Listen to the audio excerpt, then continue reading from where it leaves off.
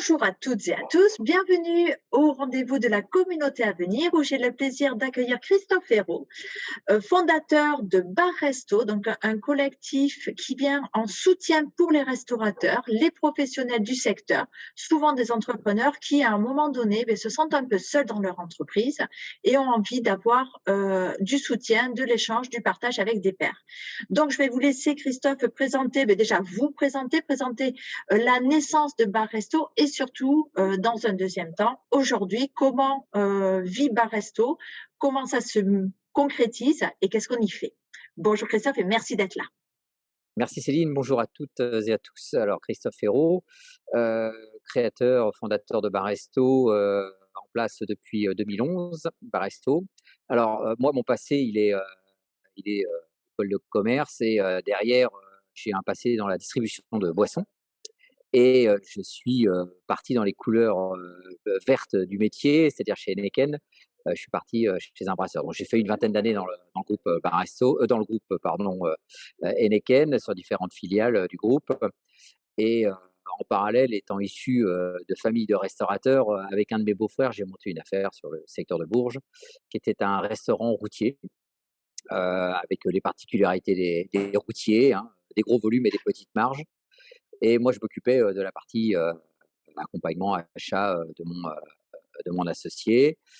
Derrière, on a monté une deuxième affaire, qui était une brasserie de centre-ville. Et là, j'ai quitté le groupe pour l'exploiter en direct. Et là, j'ai découvert la solitude du dirigeant. C'est-à-dire que même si j'avais un associé, on ne peut pas tout dire à ses collaborateurs, on ne peut pas tout dire à ses associés, on ne peut pas toujours partager ses doutes, ses craintes et ses inquiétudes. Et la solitude du dirigeant, c'est un moment compliqué à gérer parce que c'est beaucoup d'interrogations et peu de réponses et personne pour vous fournir les réponses. Alors autour de nous, on a toute une myriade de personnes qui sont là, mais pas toujours les personnes qui ont une vision réellement métier. Alors, j'apprends rien à personne en disant qu'un restaurateur, avant d'être un cuisinant, c'est aussi quelqu'un qui doit connaître du juridique, du financier. Il faut savoir parler au banquier, à l'avocat. Il faut savoir parler au cabinet comptable. Il faut savoir faire du recrutement, de la RH, hein, du management. Bon, il faut comprendre aussi comment fonctionne une cuisine et toute la complexité des approvisionnements avec une cuisine. Il faut comprendre son consommateur, son client et face à toutes ces interrogations, bah, parfois on est un peu perdu et on n'a pas toujours les bons relais sur le secteur pour vous apporter des réponses ou au moins essayer d'échanger. Alors qu'est-ce qu'on fait? Bah, on a tous 2-3 copains dans le métier, on s'appelle et puis on discute, on regarde comment ils font, comment ça se passe et puis là on essaye de trouver les choses qui nous intéressent et les bonnes idées qui peuvent passer. Voilà. Donc dans mon expérience, je me suis rendu compte que, il y avait un vrai trou dans la raquette. Alors au départ, naïvement, je pensais que le cabinet comptable avait réponse à tout. Je pensais que, les syndicats hôteliers avaient réponse à tout. Eh bien non, ils n'ont pas réponse à tout. Le cabinet comptable, il gère, des garages, des salons de coiffure et quelques CHR. C'est pas un spécialiste du CHR. Les syndicats, ils ont pas toujours le temps ou les ressources humaines pour pouvoir répondre à toutes nos demandes, donc beaucoup d'inertie, dans les réponses. Donc face à ça, je me suis dit quand même, il y a un vrai trou dans la raquette et il faut qu'on trouve des solutions pour combler ce trou. Alors, avec Hervé, Pitot, mon associé, qui lui, a le même passé que moi, hein, puisque lui était distributeur de boissons, à son compte et en tant qu'indépendant, il a revendu, ses entrepôts en 2002 de mémoire et il a investi dans l'hôtellerie et il s'est retrouvé dans la même situation que moi, à se dire: «Mais dans ce métier-là, on est tout seul, en fait» et c'est pas si simple que ça de trouver, des gens, sur qui s'appuyer. Alors Baresto est né un peu comme ça en se disant: «Mais alors, quelle réponse et quelle solution on peut apporter, pour accompagner le dirigeant, dans, sa solitude et dans son quotidien?» Alors on a tous des points forts et tous des talons d'Achille. Donc pour certains, la force c'est, le côté culinaire, pour ceux qui ont fait une école hôtelière. Mais on voit bien que dans ce métier, finalement presque un restaurateur sur 2 pour pas dire, 2 sur 3, ne sont pas issus de l'hôtellerie et j'en suis le parfait exemple. puisque j'ai encore des exploitations, hein, en parallèle de bar resto, j'ai encore 2 affaires. Mais le on a tous des points forts, donc soit je suis très bon, ou très à l'aise sur la partie cuisine, mise en place d'une cuisine, ou je suis très bon, très à l'aise sur la partie, salle, quand on a fait école hôtelière, ou alors je suis très bon, sur la partie gestion, je maîtrise moins, le mode de fonctionnement d'un restaurant. J'ai plutôt une vision, économique et financière du métier, de gestionnaire. Ou alors je suis un très bon communicant, parce que j'ai un passé, ou une formation dans la communication. Mais on voit bien qu'on a tous des savoir-faire, mais on n'a pas réponse à tout et bien souvent, on a un très gros point fort et beaucoup de points faibles.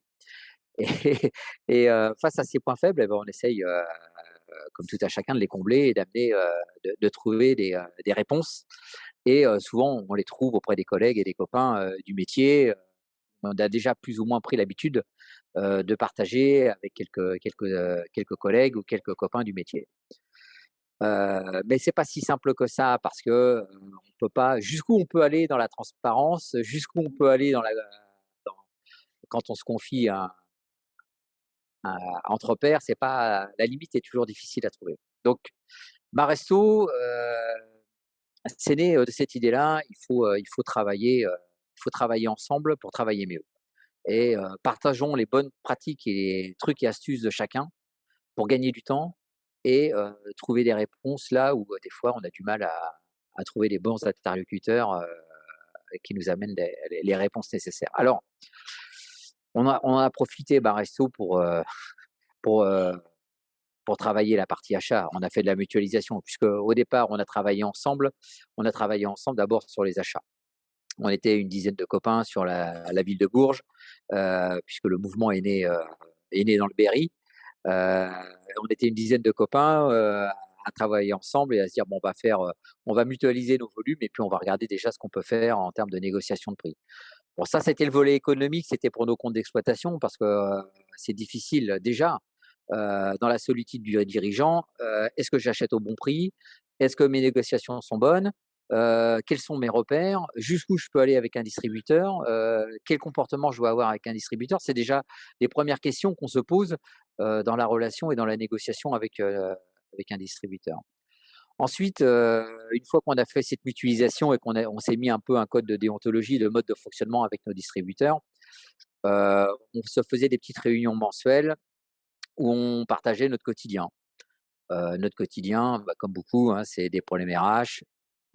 J'ai des mecs qui viennent pas bosser le matin, j'en ai qui viennent le matin mais qui sont plus là le soir. Il manque toujours du personnel. On a du mal à supporter, les commentaires sur les réseaux sociaux. Comment je dois réagir face à ça? Voilà, c'est toutes ces interrogations et on n'a pas toujours, les relais pour avoir des réponses, à ces questions-là. Donc bar resto, on a en même temps, mis un accompagnement, on met des délégués resto, sur chaque secteur, sur chaque, région géographique. Et le délégué réseau, lui, a pour mission, d'accompagner le dirigeant, c'est-à-dire, bah, de parler avec lui, d'échanger sans filtre, heu, de lui de lui faire poser les bonnes questions. On réinterroge beaucoup. On aide, le dirigeant à se réinterroger sur le modèle, d'échanger. Alors on n'a pas réponse à tout, hein, c'est pas on n'est pas là obligatoirement pour apporter des réponses, mais on est là pour accompagner la réflexion. Et puis des fois, on est là pour dire: «Mais attends, le problème que tu es en train d'évoquer là, je connais, un tel qui tient telle affaire, qui a trouvé des solutions qui étaient pas trop mal. Est-ce que tu veux le rencontrer? Est-ce qu'on peut, y aller ensemble?» Et on monte dans la voiture et puis on va voir le restaurateur, en question. Et bah, il y a de la relation qui se met en place et le but du jeu, c'est cette interaction qu'on met, entre dirigeants. Heu et le contact se font au départ avec nous et puis, bah, après ils se font sans nous et ça, c'est plutôt bien. Et l'objet, il est bien d'essayer de provoquer de l'échange entre dirigeants. Heu et heu et bien au niveau des dirigeants, hein, au niveau des patrons, parce que, une problématique, nos problématiques RH, on peut pas, communiquer, avec même un très bon collaborateur. Enfin, c'est toujours très compliqué. Un collaborateur reste un collaborateur, même s'il a beaucoup de responsabilités, même s'il y a un capital confiance. On ne peut pas non plus confier nos doutes et nos difficultés à un collaborateur parce qu'on crée du doute. Et un dirigeant, ça mène le cap, ça mène la ligne. Et c'est un peu la lumière dans la nuit et que tout le monde doit suivre. C'est un peu l'idée que l'on s'en fait et que l'on se fait sur le dirigeant, hein. C'est le chef de bord, hein, qui est à la barre. Ouais, bah, j'ai une petite question, juste avant de continuer justement sur comment, s'anime le réseau. Déjà, là, vous nous parlez donc des personnes qui sont sur les territoires, qui vont aller rencontrer, par exemple, les adhérents. Comment on vous connaît? Est-ce que ce sont ces personnes qui vont, entre guillemets, «présenter bar resto»? Enfin, j'ai cette, voilà. Déjà, c'est comment on rentre en contact? C'est du parrainage? Est-ce que c'est voilà, comment ça se passe? Alors Excellente, aujourd'hui, hein, on revient pas, 15 excellente ans, mais question, aujourd'hui. excellente question, Céline. Alors, comment on nous rencontre? Eh bien, en fait, c'est vrai que c'est souvent du parrainage, c'est du bouche à oreille. On ne communique pas à grande échelle. On reste une petite structure, à taille humaine, hein. Baresso, c'est une douzaine de personnes. Alors on étoffe les équipes, hein, mais on est comme tout le monde, hein. Le recrutement, n'est pas la solution la plus simple, même pour Baresto, hein. Et Heu, c'est une société, c'est c'est une pas une société assoce, voilà. non, c'est pas on est une société commerciale. Mmh. Heu, on a effectivement, une mission comme toute société d'entreprise, de générer du résultat, mais c'est pas le cœur du réacteur. On cherche pas non plus à faire du mass market et à faire du fric pour faire du fric. C'est pas du tout l'objet de Baresso. Le Baresso, c'est de se dire, comment on peut accompagner un dirigeant à gagner du temps sur les questions qu'il se pose, comment on peut le faire rapidement rencontrer les bonnes personnes, que ça soit d'autres adhérents ou des partenaires extérieurs, de façon à ce qu'il puisse, tout de suite avoir des choses qui correspondent à ses besoins. Et nous, notre rôle, c'est d'essayer de rendre factuel, ce qui ne l'est pas toujours. C'est-à-dire, j'ai un problème, je ne sais pas vraiment bien le verbaliser. Comment je peux accompagner l'adhérent à bien verbaliser sa problématique, et à partir de là, on peut dire, bon, alors je comprends ce que tu cherches, j'ai peut-être des solutions, mais pour autant, il faut que tu vois telle et telle personne, et là, tu feras ton choix par rapport à ces personnes qu'on va te faire rencontrer. On est vraiment dans de créer un univers autour du restaurateur qui soit le plus vertueux possible, avec des partenaires que nous, on a sélectionnés, entre autres en termes de distributeurs. On ne veut pas travailler avec tout le monde. Il y a des partenaires avec qui on ne veut pas travailler parce qu'on considère que les pratiques commerciales ne sont pas suffisamment fair-play, suffisamment déontologiques, on va dire. Heu, Comme il y a certains restaurateurs, et je suis désolé pour certains, mais on ne travaillera pas avec eux, parce que aussi leur comportement n'est pas fair-play, n'est pas déontologique. Il faut se rendre compte des 2 choses, hein. Il faut améliorer la façon d'aborder les relations humaines, dans ce métier-là, aussi bien avec ses collaborateurs qu'avec ses partenaires, pour simplifier et faciliter les choses. Alors des fois, on dit des choses qui sont pas très agréables, certains l'entendent, d'autres pas, mais on est quand même obligé de les dire parce que, il y a des solutions il y a des problèmes qui sont liés au dirigeant par lui-même. C'est-à-dire qu'il y aura pas de solution extérieure. Des fois, le problème, c'est le dirigeant. Et c'est pas facile à dire, c'est pas facile à expliquer, et c'est pas parce que vous changez de fournisseur ou vous changez de collaborateur que les problèmes vont se régler. Quand le problème est le dirigeant, il faut être capable de dire au dirigeant: «Mais là, ton comportement, en fait, il génère le problème». Et ça, c'est compliqué. C'est c'est des sujets compliqués, à aborder. Donc comment on Quand nous vous dites que vous choisissez, donc les adhérents ainsi que les partenaires fournisseurs et autres, oui, pour la sélection de vos adhérents, vous leur faites, comment ça se passe? Vous leur faites par un questionnaire? Vous allez, non, non, participer c'est une question voilà, parce que vous dites, ouais. voilà, il y a certaines personnes à qui on ne va pas travailler parce que moralement, parce que peut-être aussi par déontologie, il y a certaines attitudes que l'on n'accepte pas dans le secteur. Bah, Vous-même, entre écoutez, autres, sur on Baresto, mais on a quelques valeurs que l'on met en avant sur le site internet. Alors les valeurs, ce sont que des mots, hein, tout le monde se gargarise de valeurs, mais le mieux, c'est de les incarner. Et la valeur la plus importante pour nous, c'est le respect. Et le premier critère qui pourrait nous faire dire ben non, on va pas travailler avec un adhérent, c'est quand on voit quelqu'un qui n'est pas ni respectueux avec ses collaborateurs, ni respectueux avec les fournisseurs. On va avoir du mal, nous, à accompagner quelqu'un qui n'est pas sur le respect. Et en termes de comportement, c'est une exigence que l'on a par rapport à ça, parce que si on veut que le réseau soit reconnu et bien reconnu, il faut qu'il y ait un comportement global qui soit cohérent.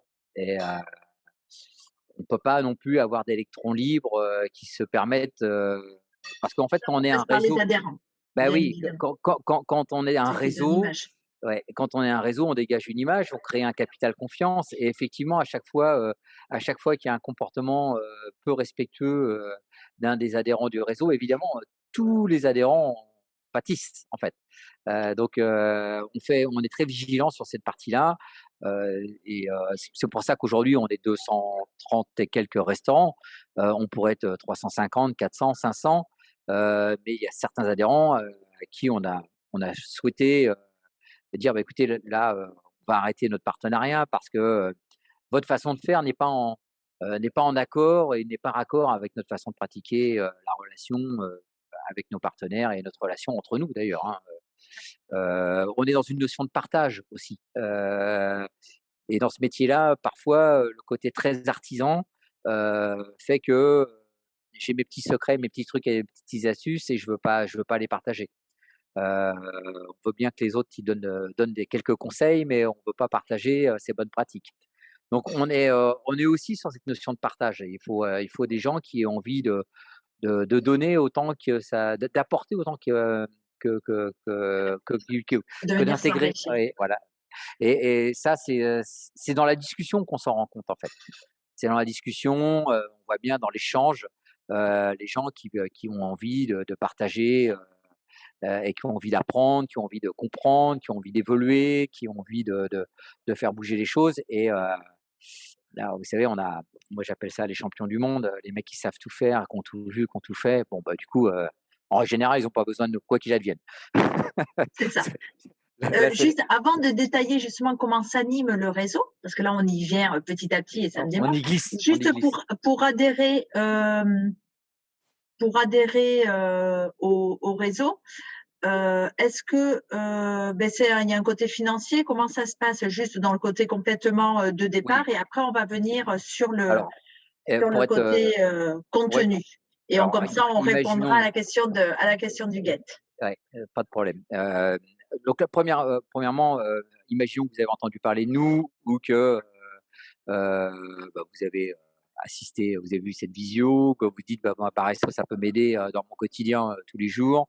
Je veux être adhérent». On fait ce petit entretien, on discute, on échange, on regarde ce qu'on est capable de vous apporter, on regarde si ça a du sens de vous accompagner et ce qu'on est capable de faire, parce qu'il y a peut-être des choses où on n'est pas capable, hein, et il faut savoir se le dire dès le départ. Et là encore, on n'est pas non plus, c'est pas une solution miracle, hein, bar resto, c'est du bon sens et juste, et on essaye d'être très pratico-pratique. Après, on a une cotisation pour entrer dans le réseau qui est de 3 000 € à l'année. Mais cette cotisation, elle permet d'accéder à plusieurs choses. Un, à nos mercuriales et à nos négociations de prix. Donc normalement, elle est rapidement et économiquement très vite absorbée sur la négociation des prix qu'on a pu apporter sur cette massification.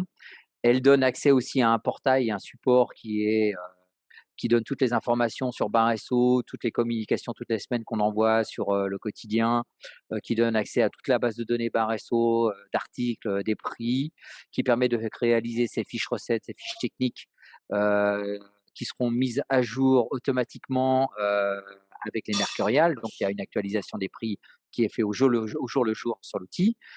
Ça permet aussi, grâce à l'échange des données informatiques que l'on a avec nos partenaires, avec l'EDI, d'accéder à toutes ces factures. On a un contrôle automatique de la bonne application des mercuriales sur les factures, hein, puisque du coup, comme on récupère les factures, on calque la mercuriale avec les factures et on a les écarts qui s'affichent, hein, parce que négocier les prix, c'est bien, s'assurer qu'ils soient bien appliqués, c'est mieux.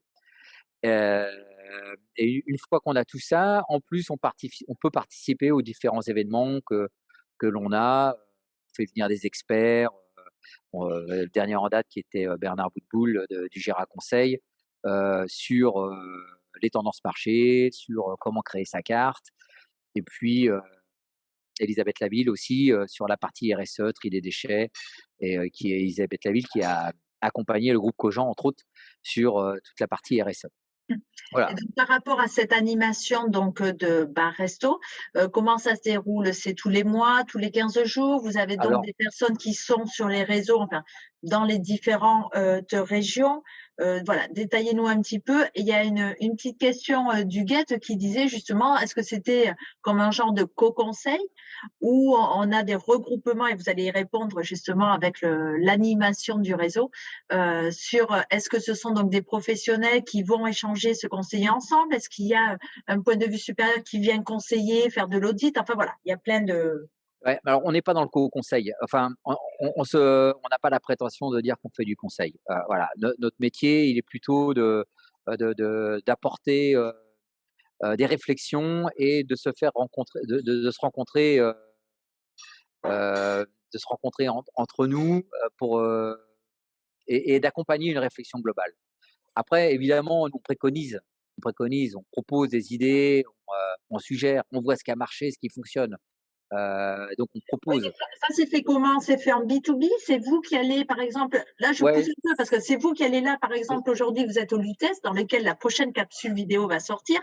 Donc c'est vous qui allez au Lutèce et qui allez dire voilà, attends là, moi je te conseille ci, je te conseille ça. Comment ça se passe Alors en concrètement? fait, on répond aux questions qu'on nous pose. Déjà, on on va là où on nous demande, hein, si on nous demande du conseil, on apporte des, soit des apports extérieurs, style un cabinet, comme le Gira Conseil ou un cabinet MC2, pour faire, par exemple, une étude de positionnement, pour faire, une étude de notoriété et de compréhension de la clientèle, soit, pour, revoir, s'il y a, des travaux à réaliser, s'il y a une amélioration à revoir ou à retravailler la carte. Là, on peut faire appel à des aides extérieures et là, on a des experts qui sont là plutôt des conseils. Ou alors, si c'est, sur, refaire les fiches techniques, accompagner sur les fiches recettes, retravailler les accords, pour la rentabilité, là, on est plutôt nous, à la manœuvre en disant: «Bah, là, on va pouvoir s'en occuper, on va vous accompagner pour le faire». Mais, sur le fil de départ, si vous avez envie donc, de rentrer dans le groupement bar resto, après ce premier entretien, il y a une adhésion, donc la cotisation c'est 750 € au trimestre, mais, elle est très, très rapidement amortie sur, l'économie des achats. C'est pour ça aussi qu'on fait les achats. C'est pour qu'il y ait un intérêt économique, heu, de l'exploitant et puis après, il a accès à tout ce qu'on est capable de faire et nos réunions d'experts, on essaye d'en faire 2 par an, hein, 1 par semestre, avec des sujets qui sont plutôt des sujets, qui sont liés à l'actualité des dirigeants, hein. On voit bien, le tri des déchets depuis le 1er janvier 2023, a été un sujet prégnant, donc on a fait les derniers semestres 2022, on a fait, des réunions sur la RSE et on en a même refait une en janvier. Heu, on a vu qu'on avait des problèmes de RH au moment de la reprise, Heu, post-Covid, bon, on a fait venir, un spécialiste de la RH, l'ancien DRH de chez L'Oréal, pour lui expliquer, comment on fait pour, ces relations intergénérationnelles et interethniques, hein, aussi. Parce que, on a ce double problème, chez nous, c'est qu'on a des comportements ethniques qui sont pas toujours, les mêmes comportements, d'une région, du monde à l'autre et on a ces comportements, générationnels, excusez-moi, je bafouille, un jeune de 20 ans, se comporte pas comme un que quelqu'un de 40 ans et encore moins comme, quelqu'un de 55. Donc, on voit bien que dans nos équipes, on manage, différentes populations et c'est pas le même style de management, c'est pas la même façon de faire. Donc il faut bien, se donner les codes. On peut pas avoir un style de management, il faut bien adapter son management en fonction du profil de son collaborateur. Et donc, on a des experts qui sont là, qui nous ont éclairés, qui nous donnent des petits trucs et astuces, quelques petits livres en référence pour nous aider à mieux comprendre et à nous éveiller, à prendre un peu de hauteur sur notre façon de faire et d'essayer de corriger les choses. Après les délégués réseau font rencontrer en cas de dans des demandes particulières, les, les adhérents entre eux. On a toujours des adhérents référents sur chaque secteur. qu'on appelle des ambassadeurs. Je vais expliquer ensuite le rôle de ces ambassadeurs. Et souvent, on emmène les adhérents chez les ambassadeurs quand il y a une petite problématique, ou quand il y a un sujet particulier sur des outils, sur du matériel qui sont utilisés. Un nouvel outil caisse, je veux changer ma caisse. Baresso propose un logiciel de caisse, ben, je veux le voir, comment ça fonctionne, comment c'est utilisé au quotidien, qu'est-ce que ça apporte, quelle est la différence avec les autres logiciels qui sont en place. Voilà. Nous, c'est un logiciel qu'on a sélectionné, hein, qui s'appelle Zelti. Ça ne veut pas dire que c'est le meilleur logiciel du monde du moment. C'est que ce qui nous intéressait dans Zelti, par exemple, c'est qu'il était ouvert à tout autre système. Donc, il est connectable avec notre outil Déclic, notre base de données, et on peut le connecter à plein d'autres outils. On a ce qu'on appelle des API. Je suis désolé, des ambulances. On a des API qui sont ouvertes. Donc, en fait, il est connectable à plein d'outils. Et puis, on a un outil statistique qui est super pratique et facile à d'utilisation, qui permet de bien comprendre ses ventes, de bien analyser ses ventes quand on veut refaire sa carte. Enfin, arrêter de faire sa carte avec tiens, mon voisin il fait ça, ou tiens, j'ai vu que ça se vendait, je vais en faire. Non, on fait une véritable analyse des stats et on regarde ce qui marche et ce qui marche moins bien. Donc, pour ça, il faut avoir des outils caisses qui permettent de faire ce travail-là. Oui, qui Ben oui, facilite le travail pour qui facilite le travail, voilà. Donc, toujours euh, gagner du temps. Non pas gagner du temps, mais en fait prendre le temps pour analyser, pas ben, pour essayer. Voilà, se donner les moyens de faire ce travail d'analyse. Donc, tout à fait. euh, bah là, c'est vrai que quand vous êtes dirigeant, l'outil caisse, par exemple, est un bon exemple. Voilà, je veux changer ma caisse, qu'est-ce que je choisis? Quelles sont les solutions qui sont à ma portée? Et là, on voit bien qu'aujourd'hui, il y a les caisses traditionnelles, hein, avec la caisse maîtresse et puis les périphériques, les piles et tout autre système qui existe sur le marché. Et puis, on a les full web qui sont dans un cloud, donc qui font parfois un peu peur parce qu'on a toujours peur de la qualité du réseau et tout est en Wi-Fi. Et on se dit, bah, si mon réseau plante, est-ce que je peux quand même travailler? Et là, nous, on a sélectionné un outil full web qui s'appelle Zelti. Et on montre que des grosses affaires sont capables de travailler avec ce genre d'outils. C'est ouvert à la vente en ligne, c'est ouvert à Uber, c'est ouvert à la prise de commande à table, c'est ouvert à différents moyens de paiement, c'est ouvert à plein de choses. Donc, ça permet aussi de multiplier les canaux de vente et de se poser des questions sur les canaux de vente. Est-ce que mon travail, c'est que de la vente à table, ou est-ce qu'il y a d'autres solutions que pour faire du complément de chiffre d'affaires que la vente à table, qui est la vente traditionnelle? Ça peut être 80-90% de mon activité, mais est-ce que je suis sur un secteur qui permet de faire une autre activité que ça? Donc ça, c'est les questions qu'on pose aux dirigeants. C'est je veux changer ma caisse, qu'est-ce que tu veux en faire? Euh, Et donc pour ça, vous avez comme un genre de, alors je vais dire un WhatsApp? non, c'est pas Comment vous WhatsApp. communiquez Non, non, entre vous? la courroie de transmission, c'est le délégué réseau. En fait, le délégué réseau, il est tous les D'accord, mois. Il est tous les mois chez ses adhérents. Enfin, il est tous les jours, mais il voit tous ses adhérents une fois par mois, plus s'il y a besoin. S'il y a une actualité, il est là au quotidien. Et il est là pour relever et aider à traiter les sujets au quotidien et à amener un maximum de choses. Donc, donc c'est lui qui fait remonter auprès, ouais, entre autres, du siège ou quoi, et après on arrive à mutualiser soit, avec les délégués réseau ouais, pour, soit c'est des problématiques qu'on n'a peut-être jamais rencontrées. Et là, du coup, il y a un travail au siège qui se met en place, soit avec le pôle relations partenaires, soit avec Hervé et moi, soit avec la communication Marion, par exemple. Et on essaye de trouver les solutions qui sont les plus adaptées, ou les interlocuteurs qui sont capables d'apporter des solutions. Parce que, comme je dis, on n'a pas le cerveau plus gros que la moyenne. Hein. On ne sait pas plus que les autres. C'est qu'on a juste créé, c'est pour ça qu'on s'appelle réseau. Réseau, c'est qu'on a créé un réseau qui est composé principalement de nos adhérents, mais aussi de partenaires que sont la distribution, mais différents conseils extérieurs qui nous permettent aussi de nous éclairer et de mieux comprendre le marché dans lequel on évolue. Et c'est le délégué réseau qui est la courroie de transmission de tout ça. C'est lui d'accord. qui pilote la relation et qui va dire mais ça, dans mon périmètre ou dans le périmètre d'un de mes copains, d'un de mes collègues, j'ai quelqu'un qui sait faire ça et on va prendre la voiture et puis on va y aller ensemble et on va regarder comment il fonctionne. Ou on va créer une visio parce que c'est vrai qu'aujourd'hui, les visios, Mmh, c'est tellement plus ça aide. simple. c'est plus simple. C'est plus simple, ça évite des déplacements et ça gagne du temps, même quand on n'est pas très loin, mais qu'on se gourre sur les horaires. Je On ne rentrera pas dans les détails. En ce non, qui concerne justement votre côté de mise en œuvre et surtout de propositions d'alternatives de travail, alors là, plus du côté gestion d'équipe, par exemple, parce que là, on a évoqué pas mal de côté matériel, si je puis dire, même si tout va, voilà, tout est lié. Hein. Mais vous évoquiez tout à l'heure justement sur le côté des personnes qui rentrent dans votre réseau et que vous gardez. C'est des personnes qui ont un premier élément qui est le respect, entre autres des équipes. Par rapport à vos ambassadeurs, quel est le rôle de ces personnes? Est-ce que c'est vous qui les nommez ambassadeurs? Comment ça se passe? Et qu'est-ce que eux ils font en fait? Est-ce que eux vous font de la pub ou c'est des ambassadeurs pour autre chose? alors, il faut pas de pub. On les on les on les paye pas pour faire de la pub ou quoi que ce soit. Il y a pas d'échange. C'est des gens qui sont intimement convaincus du bien-fondé de notre action. C'est ça qui fait qu'ils deviennent ambassadeurs, c'est que, heu, ils se disent que voilà, être, que le réseau est une opportunité, une chance pour un professionnel et que, ils trouvent que ce serait dommage de ne pas en faire profiter, les gens, heu, les gens qui «méritent d'être accompagnés» entre guillemets.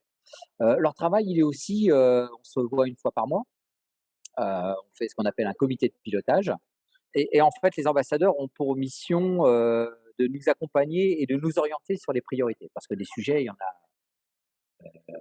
a des dizaines et des dizaines et on pourrait vite s'égarer et on pourrait très rapidement, travailler des sujets qui n'ont pas obligatoirement du sens, pour le quotidien du dirigeant et eux nous disent: «Voilà, dans l'ensemble des sujets qu'il y a à travailler, voilà les priorités sur lesquelles on aimerait que vous avanciez, vous, Baresso». Donc nous, on avance ces sujets. Je vous parlais de la RSE tout à l'heure, on a essayé de démystifier un peu ce qu'était la RSE. D'ailleurs, on est plus sur ce qu'on appellerait nous du développement durable parce que RSE, c'est un mot, qui est un peu, il y a du greenwashing dans tout ça. Il y a, hein, c'est chacun, il fait ce qu'il veut. Nous, on est vraiment sur le développement durable, c'est-à-dire que il y a toutes ces parties écologiques, économiques, énergétiques, toutes ces parties-là, et il y a la partie effectivement relation avec les collaborateurs et la relation humaine. Donc, on a essayé de démystifier tout ça. On a fait intervenir des prestataires extérieurs, entre autres sur la partie des tri des déchets, par exemple, comment ça pouvait fonctionner. Et eux testent. Ils testent les prestataires que l'on on a trouvés. Ils regardent si ça paraît cohérent. Nous, on regarde le modèle économique, si ça tient la route. Et ben, derrière, une fois que c'est validé par le comité de pilotage, c'est diffusé à l'ensemble du réseau et charge aux délégués réseau de dire: «Ben voilà, tu veux mettre en place, ton tri des déchets, et bien nous, on a trouvé un intervenant extérieur qui a été testé et approuvé par le comité de pilotage et bah, voilà, je te le fais rencontrer et puis on avance sur les différents, sujets avec eux».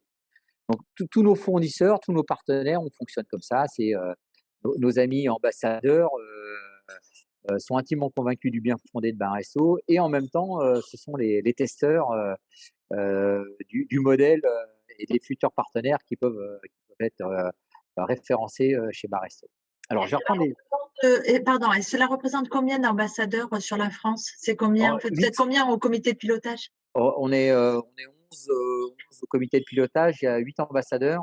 D'accord. Heu, voilà, c'est un petit groupe qui se connaît bien maintenant, hein, qui se connaît depuis, bonjour, qui se connaît depuis quelque temps et donc il y a une belle complicité, il y a une belle dynamique. Alors, je c'est pas des réunions les plus faciles, c'est des réunions où Hervé et moi, on est à peu près lessivés à la fin de la réunion parce qu'ils sont agités, ils sont agités mais dans le bon sens du terme, c'est-à-dire que ça fuse, hein, Ça part dans tous les sens. ça fuse et il y a pas de filtre, hein, c'est-à-dire Mmh. qu'ils y vont, quoi. Et c'est ce qu'on leur réclame, hein, on n'est pas là pour se dire des gentillesses et de faire de l'auto-congratulation, hein. On est là pour se dire les choses et quand ils disent, que ce qu'on fait, c'est pas bien, et rassurez-vous, ils nous remettent dans le droit chemin et très vite. Donc mais c'est vraiment ce qu'on attend d'eux, hein. Baresso, c'est vraiment un réseau de restaurateurs, mais aussi piloté par ses adhérents. C'est-à-dire que c'est comme un conseil d'administration, hein. Mmh mh. C'est eux qui Qui nous, donne le qui nous tempo. ouais, qui donnent le tempo et qui disent: «Attention, ça va pas, ça c'est bien. Attention, faites pas comme ça, on n'est pas trop d'accord». Voilà, nous, Baresto, on est au service de nos adhérents, hein, on est là pour eux, hein, donc, Et c'est aujourd'hui, immédiat donc là-dessus. bon, Huguette te posait la question par rapport aux équipes de Baresto, donc aux 10-12 personnes, ce C'est sont du plein temps. des personnes qui sont en temps plein, hein, Ouais, Huguette. c'est du plein temps, et on est en train d'étoffer parce qu'on n'est pas assez nombreux. On n'a que 2 personnes au pôle, partenaire, fournisseur, donc il faut qu'on rentre une troisième personne parce que, la partie RSE va nécessiter, une compétence bien particulière et d'intégrer, plus de monde pour piloter ça, et on a 2 collaboratrices qui arrivent là, une en termes d'administratif, parce on avait exporté notre suivi administratif, on le réintègre, donc du coup, on intègre, une collaboratrice pour ça, et en termes de communication aussi, on intègre, une deuxième collaboratrice, parce que, bah, on a beaucoup de sujets à traiter, il y a tout ce qu'on fait et il faut qu'on le fasse savoir, et ça, c'est peut-être, notre point faible. On ne Mhm. dit pas assez ce qu'on fait. On essaye de communiquer, mais la communication, c'est toujours très difficile. Et les restaurateurs sont vraiment aussi dans l'action et veulent que ça avance. Donc, de ce fait-là, on n'a pas forcément le temps de parler de ce qu'on fait, mais il faut le faire. Ouais, exactement. C'est On ça. est plus Donc, dans il y a l'action ce et voilà, pas il y a ce toujours dans la secteur aussi, communication. voilà, qui est, et donc en ce qui concerne les personnes présentes sur le territoire, vous êtes partout sur le territoire en France, ou où est-ce qu'on va trouver Alors, justement vos dans nos adhérents, on a un adhérent, qui est au national, qui s'appelle le groupe Partouche, les casinos Partouche, mmh qui lui nous amène au national. Mais globalement, on est, sur l'Île-de-France, région Centre, Pays de Loire et Bretagne. Voilà, c'est notre périmètre, plutôt ouest. Heu, on aura vocation à élargir un peu, hein, parce qu'on nous demande un peu quand même, dans le nord, on nous demande sur la région bordelaise. Mais, mais pour l'instant, on se consacre, sur ces secteurs-là. Il est vrai que, comme la courroie de transmission de notre relation, c'est le délégué réseau, il nous faut une présence terrain. Je ne peux pas ouvrir un secteur. Heu, je me vois pas dire, à des restaurateurs: «Vous avez travaillé avec nous». On a refusé du monde, hein, dans les Alpes, hein, parce que j'avais personne. J'ai des restaurateurs qui ont monté des affaires dans les Alpes. J'ai dit: «Bah, ouais, mais vous ne serez pas Baresto parce que, parce que je j'ai personne pour vous suivre». Et nous, on veut être dans les établissements. Ça peut pas être des relations uniquement téléphoniques ou visio. On veut être dans les établissements, accompagner vraiment le restaurateur, au quotidien et à côté de lui, heu, dans son établissement. Pour bien comprendre les choses et pour bien les les vivre. comprendre et surtout pour générer, comme vous disiez, l'élément, clé quand même de votre modèle, c'est, générer cette confiance. Et dans le secteur, la confiance, ben, elle passe que par des échanges Oui, et du partage en direct. mais et puis pour que ça fonctionne, il faut qu'on connaisse aussi nos partenaires, hein, parce Mmh. que, si vous, et je le vois bien, hein, dans la limite des exercices que l'on peut avoir, quand on part sur des régions où on n'est pas connu, hein, alors c'est vrai qu'on travaille avec des boîtes qui sont nationales, donc on a des comptes clés qui font le relais, mais si demain je voulais mettre des interlocuteurs locaux, par exemple sur le secteur de Aix-en-Provence, je peux pas le faire sans être présent sur le terrain. Quel interlocuteur local il faut mettre en place en termes de, par exemple, sur une famille comme le fruits et légumes, et quel est le plus compétent, qui va bien répondre aux demandes de nos adhérents, qui sera le plus efficace, le plus sérieux, sur qui je peux compter. Voilà, il faut être sur le terrain. Entrepris dans le coin où vous êtes situé, hein, Oui, vraiment dans exactement. le côté ouest. Là, il faut vraiment en amont que vous ayez, oui, tout ce sourcing en prenant en compte les valeurs que vous avez, les valeurs aussi environnementales, enfin plein d'éléments sur lesquels les restaurateurs doivent être attentifs aujourd'hui. C'est clair que oui, ça peut pas, c'est pas coucou, j'arrive, je m'installe, je fais le tour des restaurants et des grandes brasseries et puis je vous propose une alternative. Ça marche Ouais, pas comme ça. nous ça c'est pour ça que notre site, alors on est en train de le refaire, mais, c'est pas notre site internet, c'est pas un site où on va faire du hameçonnage, on va envoyer ça à tout le monde, et puis après, les gens vont nous envoyer une feuille de demande, on va leur ouvrir des accès, on va prendre la cotisation, on va leur filer toutes les mercures de tous les fournisseurs et démerdez-vous. C'est surtout pas notre discours.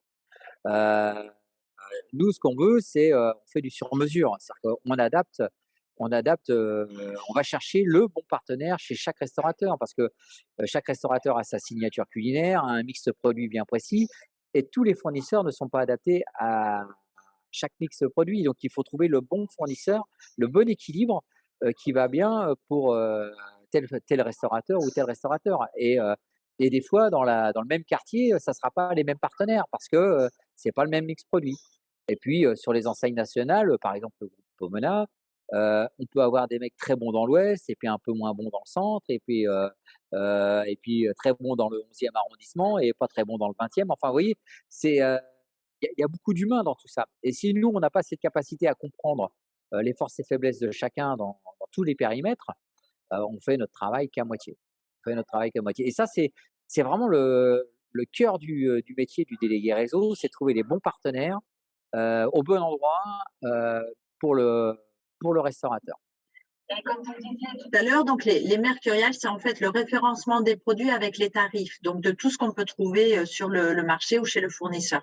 Ouais. Par rapport à ce côté échange, vous disiez en prémisse que voilà, vous n'étiez pas juste un collectif, en fait, un réseau uniquement où on vient prendre des choses, mais on vient aussi apporter. Et ce côté, ce que vous disiez là par rapport, exemple flagrant, là, Pomona, quand on est dans le 9e et quand on est dans le 20e, ben, on va pas avoir le même, comment on appelle ça, j'ai perdu mon mot, le même commercial, pardon, je vais y arriver. Exactement. Et voilà.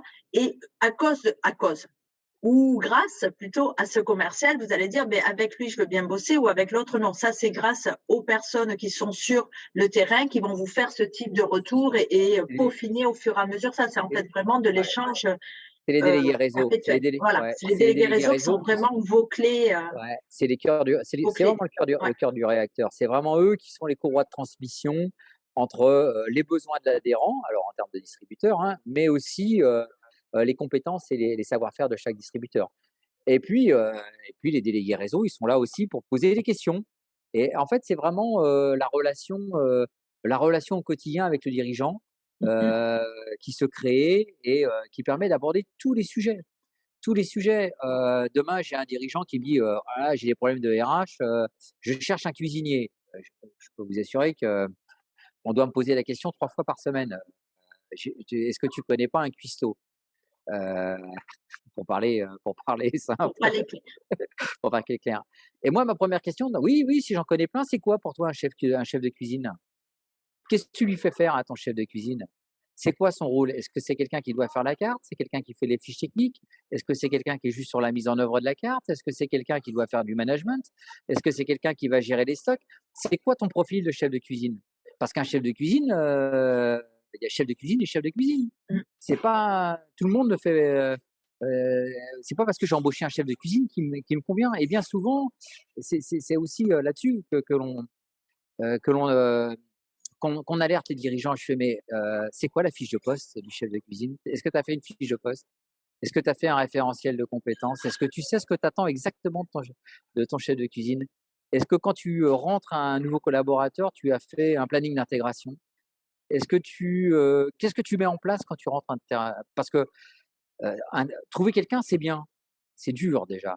Mais si en plus, on a Ouais. du mal, on l'intègre mal, et puis que la personne qu'on a, oh, j'ai rentré un mec, c'est pas le bon. Mais c'est pas le bon, tu sais pas. Il est peut-être très bien ailleurs, mais chez toi, c'est peut-être pas ce que tu attendais. Mais qu'est-ce que tu as mis en place? Quels sont les critères que tu as mis en place pour savoir si c'était le bon ou pas? Ah, c'est déjà super difficile de recruter, parce que c'est beaucoup de ressentis. Alors si en plus, on ne sait pas exactement ce qu'on cherche, heu et je prends toujours l'exemple du chef de cuisine, hein, le chef de cuisine, je trouve que moi je fais 30 établissements, là, sur Paris. J'ai 30 profils différents, avec des métiers différents, avec des choses qui sont faites différemment. C'est, et pourtant, ils sont tous avec le titre de chef de cuisine. Donc, on voit bien qu'il faut préciser les choses. Et par rapport au délégué réseau, puis on va s'arrêter là, le délégué réseau, c'est quelqu'un qui est issu du terrain? Parce que tout ça, il faut que lui le comprenne. Il faut qu'en fait, comme vous Ouais. disiez, il faut créer ce partage, cet échange, mais il y a le restaurateur est quand même assez cash ou assez direct et ne va pas donner ou être clair sur toutes ses clés si face à lui, il n'a pas un interlocuteur entre guillemets, non pas du même niveau, mais qui parle le même langage. Alors, j'ai tout profil dans les délégués réseau. J'ai des gens qui arrivent des exploitations, qui ont pu être directeurs des opérations ou aux responsables. Bah, vous les avez croisés, hein, vous les connaissez, les délégués réseau. Il y en a qui ont fait école hôtelière, il y en a qui ont fait des écoles de commerce, mais qui ont toujours navigué dans l'hôtellerie, et donc qui connaissent l'hôtellerie, heu, soit comme commercial en hôtellerie, ou ils devaient vendre des séminaires, des activités, ou alors qui ont déjà travaillé aussi dans des groupements d'hôteliers, qui pouvaient être aux achats dans les groupements hôteliers. Enfin, on a des gens qui connaissent le métier de la restauration, soit dans l'opérationnel, soit dans l'univers de la restauration. Après, le candidat parfait n'existe pas, on le sait tous. C'est à nous aussi, Baresto, de former nos collaborateurs, et les réunions d'experts auxquelles ils assistent, et ils font toutes les réunions d'experts, leur servent aussi à eux. C'est-à-dire que ça leur permet aussi de mieux comprendre, et de mieux aborder les sujets, aussi complexes que la RH, par exemple. Et là, j'ai réorganisé dernièrement avec Bernard Boutboul une formation carte sur comment lire une carte, heu, les écarts, le principe d'Holmes, les différents, l'écart type entre le ticket moyen, le ticket réel, voilà, du bon sens simple, mais quelques éléments d'analyse qui vont permettre de compléter, nous, notre façon de travailler aussi, heu les éléments de caisse, les ventes, les stats, hein, quels sont mes incontournables, quels sont mes nanars qu'il faut virer, et quels sont les quelques produits qu'il faut peut-être que je remasterise. Est-ce que j'ai un problème de prix? Est-ce que c'est un problème de positionnement? Est-ce que c'est un problème d'un produit? Il peut y avoir, je prends toujours l'exemple de la pizza à l'anchois, qui est, l'anchois c'est segmentant, hein, faut aimer, donc je comprends pas ma pizza à l'anchois, elle fonctionne pas. Bon, on va peut-être enlever l'anchois et mettre autre chose, mais voilà, c'est c'est qu'est-ce qui fait que le produit tourne pas? Est-ce que c'est un problème de prix? Est-ce qu'il y a un produit dans la recette qui est segmentant et qui fait que ça se vend pas? Et puis c'est surtout le fait, rien qu'en parlant comme ça, où la personne va se dire: «Mais en fait, je me suis jamais posé la question. Ça passe pas, mais bon, je me dis qu'un jour ça va marcher», sauf que ça marche pas et donc j'accumule et les jours et les mois s'enchaînent et c'est en fait à un moment donné, grâce à ce type d'échange d'arrêter le temps pour à un Oui, moment donné réfléchir. Mais réfléchir, et voilà, en fait, nous, on accompagne la réflexion. voilà, c'est ça.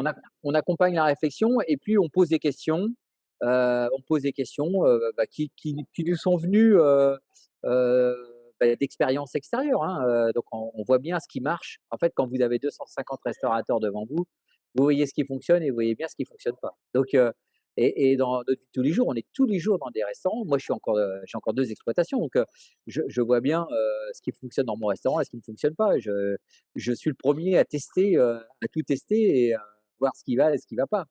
Je suis mon premier adhérent testeur, si vous voulez, donc et en toute honnêteté, Hervé et moi, quand on a monté Baresto, c'était pour répondre aussi, à nos problématiques d'exploitation en tête de liste, hein. On l'a fait d'abord pour nous, parce qu'on se disait: «Mais on n'a pas de réponse, comment on fait?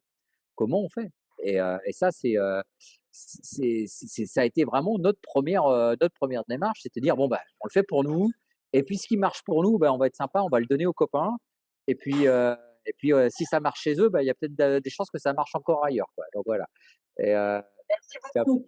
l'idée. Merci Christophe. Huguette, vous avez une petite question peut-être avant que Christophe et que l'on arrête cette visio qui on n'a pas arrêté. Je suis désolé, je parle Le beaucoup, là. timing.